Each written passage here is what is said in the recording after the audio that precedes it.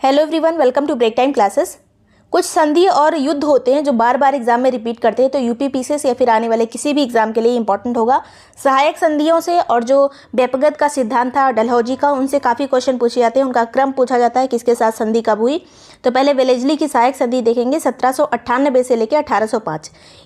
ये सब क्वेश्चन ऐसे हैं जो हर बार पूछे जाते हैं और इसमें इसी टॉपिक में कन्फ्यूज़न हो जाता है, थोड़ा सा कन्फ्यूज़न होकर क्वेश्चन गलत हो जाता है। तो पहली जो संधि हुई थी वो हैदराबाद के साथ हुई थी 1798 में। उसके बाद 99 में दो संधि हुई, एक मैसूर के साथ, एक तंजौर के साथ। तो पहले इसका क्रम याद कर लेते हैं। हैदर और मंसूर नाम के दो व्यक्ति हैं। हैदर और मंसूर दोनों तंग आके अवध आ गए, परेशान हो गए। उसके बाद अवध आ गए। अवध में उन्होंने कुछ पेशा किया, जीने के लिए कुछ पेशा अपनाना पड़ा उन्हें। उसके बाद बरार और भोसले के साथ दोस्ती करके वो सिंध चले गए, सिंध प्रांत चले गए, वो पाकिस्तान चले गए, यहाँ से बाहर चले गए। तो ये इतना आपको याद रखना है। हैदर और मंसूर नाम के दो व्यक्ति तंग आके अवध आ गए, वहाँ पे कुछ पेशा अपनाया, बरार और भोसले से दोस्ती की, उसके बाद सिंध चले गए। तो सबसे पहली जो संधि थी वेलेजली की सहायक संधि में, तो वो हैदराबाद के साथ हुई थी 1798 में। 99 में दो संधियां, मैसूर और तंजौर। 1801 में अवध के साथ, 1802 में पेशवा के साथ, 1803 में बरार और भोसले के साथ, 1804 में सिंधिया के साथ। यहाँ पे दो चीज़ यहाँ पे रिपीट कर रहा है। 99 में दो चीज़ आएंगी, मैसूर और तंजौर, बाकी सब 98 से शुरू होगा और 1804 तक चलेगा। और यहाँ पे एक गैप आएगा 1899 के बाद 1800 का एक गैप आएगा, उसके बाद बाकी 98 से 1804 तक चीज़ें चलेंगी। तो इस तरह से याद रखना है। बाद में और संधियाँ हुई थी लेकिन वो इतनी इंपॉर्टेंट नहीं है। जोधपुर की संधि हुई थी, जयपुर की संधि, मच्छेड़ी, बूंदी, भरतपुर। उसके बाद एक पॉइंट जो इंपॉर्टेंट है कि किसने सहायक संधि को स्वीकार नहीं किया था, बार बार पूछा जाता है। तो इंदौर के होलकरों ने सहायक संधि को स्वीकार नहीं किया था, वेलेजली की सहायक संधि को। नेक्स्ट आता है डलहौजी का व्यपगत सिद्धांत। ये कब आया था? तो डलहौजी था 1848 से लेकर 1856 तक ये गवर्नर जनरल था। इसने जो पहला अपना व्यपगत सिद्धांत मतलब किसको अपने घेरे में लिया था, तो वो था सतारा, सबसे पहला राज्य जो कि 1848 में आया था इसके घेरे में। फिर आता है जैतपुर और संबलपुर। जैतपुर बुंदेलखंड का एरिया था और संबलपुर उड़ीसा का एरिया था, जो कि 1849 में आया था। फिर बघाट आया था, बघाट हिमाचल का एरिया था, 1850 में आएगा। इसका जो कहानी शुरू होती है वो 1848 से शुरू होती है। वो वाली हमने देखा था 1798 से शुरू हुई थी, इसमें भी 8 लगा हुआ है, लेकिन 1848 की बात हो रही है। चौथे नंबर पे आएगा यहाँ पे उदयपुर, जो कि 1852 में आया था व्यपगत सिद्धांत के अंतर्गत। उसके बाद ये वाला पूछा जाता है झांसी कब आया था? 1853 में। झांसी 1853 में, इसमें मैचिंग से भी क्वेश्चन आता है। नागपुर 1854 में और अवध को कुप्रशासन के आधार पर 1856 में विलय किया गया था ब्रिटिश शासन में। अवध वाला 1856, नागपुर 1854, झांसी 1853, उदयपुर 52, बघाट 1850, जैतपुर संबलपुर 1849 और 1848 में सतारा सबसे पहले। आगे चलेंगे। कुछ प्रमुख युद्ध हैं जिनसे बार बार प्रश्न पूछा जाता है। तो पहले कर्नाटक का युद्ध हुआ था, इसलिए कर्नाटक का देख लेंगे, उसके बाद मैसूर का देखेंगे। तो पहले कर्नाटक के 3 युद्ध हुए थे और ये मैसूर के पहले हुआ था। मैसूर मैंने पहले लिख दिया था, इसलिए इसको एक लाइन मैंने जोड़ दिया, मैसूर से पहले हुआ था ये कर्नाटक का युद्ध। तो प्रथम युद्ध कर्नाटक का कब हुआ था? 1746 से 1748, 2 साल, 1746 से 1748। पहला वाला नंबर आपको याद रखना है 1746। और इसी के अंतर्गत एक युद्ध लड़ा गया था। पूछा जाता है कि सेंट थोम का जो युद्ध था वो किस युद्ध के अंतर्गत आता है? तो कर्नाटक के पहले युद्ध के अंतर्गत सेंट थोम का युद्ध लड़ा गया था, जो कि अनवरुद्दीन और फ्रांस के जो फ्रांसीसी यहाँ पे सेना थी उसके बीच लड़ा गया था। इसके अलावा इसमें कारण पूछा जाता है कि पहला जो कर्नाटक का युद्ध था उसका कारण क्या था? तो इसका यूरोपीय कारण थे। यूरोप में फ्रांस और ब्रिटेन आपस में लड़ रहे थे, इसलिए उसका असर भारत में भी पड़ गया। फिर दूसरा जो युद्ध हुआ, पहले युद्ध में जो संधि हुई थी उसका नाम पूछा जाता है या मैचिंग में आ सकता है एक्सला-सैपल की संधि। प्रथम कर्नाटक युद्ध एक्सला-सैपल की संधि। फिर द्वितीय कर्नाटक युद्ध, ये एक ही साल बाद शुरू हो गया, 1748 के बाद 1749 से 1754 तक चला था। तो पूछा जाता है कौन सा कर्नाटक युद्ध भारतीय कारणों से लड़ा गया था? तो ये द्वितीय कर्नाटक युद्ध था, जो कि 1749 से 1754 था। इसमें जो हैदराबाद के नवाब थे वो सब आपस में लड़ रहे थे उत्तराधिकार के लिए, इस वजह से ये युद्ध हुआ था। वो पूरा कारण अलग देखेंगे, ये केवल हम युद्ध पढ़ रहे हैं। हैदराबाद और कर्नाटक के उत्तराधिकार की बात चल रही थी, इसी वजह से ये युद्ध हुआ था, द्वितीय कर्नाटक युद्ध।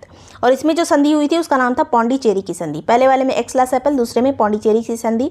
और तृतीय जो कर्नाटक युद्ध था ये 1756 से लेकर 1763 तक चला। 54 में दूसरा वाला खत्म हो गया था, 56 में 2 साल बाद ये शुरू हो गया, उसके बाद 1763 तक चला था।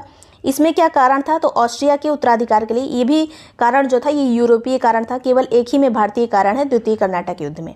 तृतीय में कौन सी संधि हुई थी? तो पेरिस की संधि। पहले में एक्स-ला-सैपल, दूसरे में पौंडीचेरी, तीसरे में पेरिस की संधि। अब कर्नाटक युद्ध के पास दूसरा जो इंपॉर्टेंट युद्ध है वो है मैसूर का युद्ध। 4 मैसूर के युद्ध लड़े गए थे।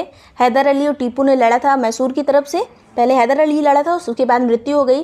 पहले दूसरे ही युद्ध में उसकी मृत्यु हो गई थी हैदर अली की, तो उसके बेटे टीपू सुल्तान ने लड़ाई लड़ी और उसके बाद चौथे युद्ध तक वो खुद भी मर गया। तो पहला जो युद्ध था मैसूर का वो कब हुआ था? 1767 से लेके 1769 तक, 1767 से लेके 1769 तक।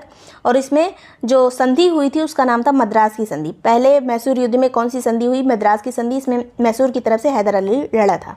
फिर दूसरा जो युद्ध हुआ मैसूर के साथ वो 1780 से लेके 1784 तक लड़ा गया, 4 साल, 1780 से 1784। और इसमें जो है हैदर अली की मृत्यु हो गई। पूछा जाता है किस युद्ध के दौरान मृत्यु हुई थी हैदर की?